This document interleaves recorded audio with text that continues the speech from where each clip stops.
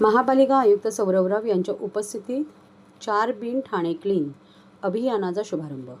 जागतिक पर्यावरण दिनाचे औचित्य साधून ठाणे महानगरपालिकेच्या घनकचरा व्यवस्थापन विभागामार्फत शहरात 4 बिन ठाणे क्लीन या विशेष अभियानाचा शुभारंभ महापालिका आयुक्त सौरभराव यांच्या उपस्थितीत करण्यात आला.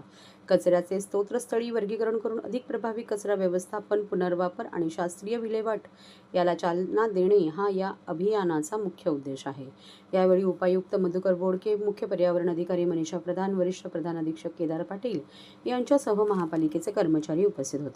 सर्वोच्च न्यायालयाच्या निर्देशानुसार घनकचरा व्यवस्थापन नियम 2026ची प्रभावी अंमलबजावणी करण्यासाठी हे अभियान राबवण्यात येत असून शहरातील प्रत्येक घर, गृहनिर्माण संस्था आणि आस्थापनांनी कचऱ्याचे 4 स्वतंत्र प्रवाहामध्ये वर्गीकरण करणे बंधनकारक करण्यात आले आहे.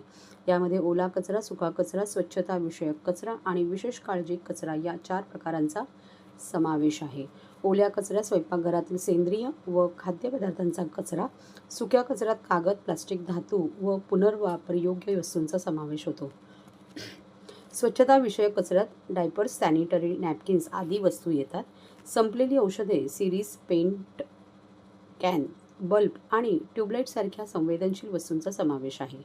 या अभियानाच्या माध्यमातून कचरा संकलन, वाहतूक प्रक्रिया आणि विल्हेवाट व्यवस्थेत अधिक कार्यक्षमता आणण्याचा महापालिकेचा प्रयत्न असून नागरिकांनी आणि गृहनिर्माण संस्थांनी सक्रिय सहभाग नोंदवावा असे आवाहन आयुक्त सौरभराव यांनी केले.